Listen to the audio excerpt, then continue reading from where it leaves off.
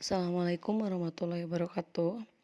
Perkenalkan, nama saya Rena Ratasari, CGP Angkatan 11 dari SMP Negeri 3 Pangandaran. Di sini saya akan menjelaskan demonstrasi kontekstual pemikiran KHD. Menurut KHD, pendidikan adalah tempat persemaian benih-benih kebudayaan dalam masyarakat.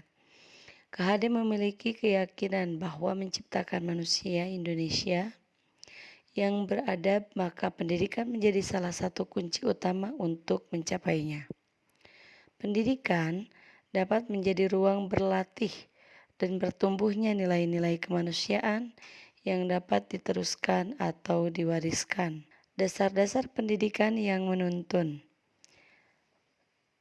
KHD menjelaskan bahwa tujuan pendidikan yaitu menuntun segala kodrat yang ada pada anak-anak agar mereka dapat mencapai keselamatan dan kebahagiaan yang setinggi-tingginya baik sebagai manusia maupun sebagai anggota masyarakat. Oleh karena itu, pendidik hanya dapat menuntun tumbuh atau hidupnya kekuatan kodrat yang ada pada anak-anak agar dapat memperbaiki lakunya, bukan dasarnya. Tumbuhnya kekuatan kodrat anak. Anak itu seperti biji tumbuhan yang disemai dan ditanam oleh Pak Tani atau Pak Tukang Kebun di lahan yang telah disediakan. Anak-anak itu bagaikan bulir-bulir jagung yang ditanam. Bila biji jagung ditempatkan di tanah yang subur dan mendapatkan sinar matahari dan pengairan yang baik, maka meskipun biji jagung adalah bibit jagung yang kurang baik, dapat tumbuh dengan baik karena perhatian dan perawatan dari petani. Demikian sebaliknya, meskipun biji jagung itu disemai adalah bibit berkualitas baik namun tumbuh di lahan yang gersang dan tidak mendapatkan pengairan dan cahaya matahari serta dingin, petani maka jagung itu mungkin tumbuh namun tidak akan optimal. Kodrat alam dan kodrat zaman. Ki Hajar Dewantara menjelaskan bahwa dasar pendidikan anak berhubungan dengan kodrat alam dan kodrat zaman. Kodrat alam berkaitan dengan sifat dan bentuk lingkungan di mana anak berada, sedangkan kodrat zaman berkaitan dengan isi dan irama. Ki Hajar Dewantara hendak mengingatkan pendidik bahwa pendidikan anak sejatinya menuntut anak mencapai kekuatan kodratnya sesuai dengan alam dan zaman.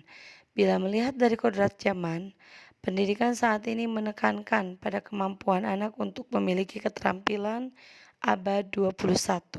Sedangkan dalam memaknai kodrat alam, maka konteks lokal sosial budaya murid di Indonesia Barat tentu memiliki karakteristik yang berbeda dengan murid di Indonesia Tengah atau Indonesia Timur.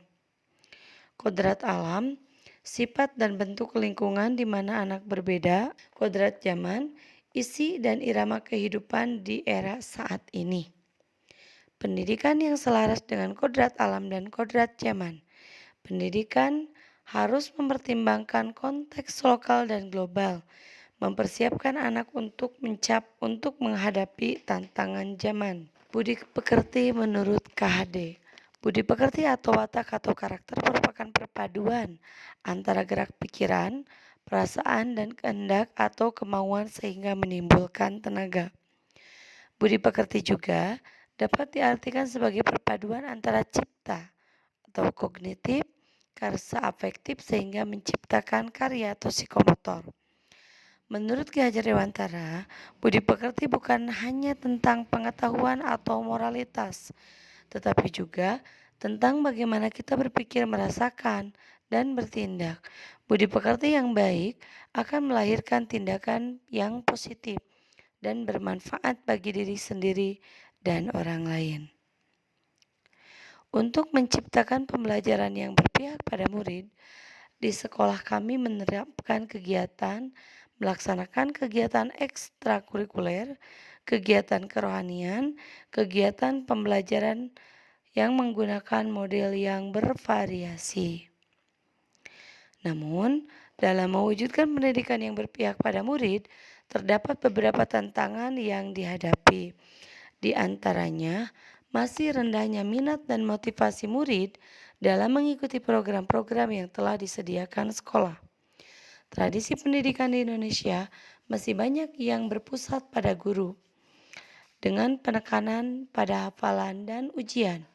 Hal ini membuat guru terbiasa dengan metode mengajar ceramah dan kontrol penuh atas proses belajar mengajar. Kemampuan guru yang belum memahami pemikiran KHD, yaitu tentang pemikiran tentang pendidikan yang berpihak pada murid. Sistem penilaian di Indonesia masih banyak yang berfokus pada ujian tertulis yang mengukur pengetahuan hafalan.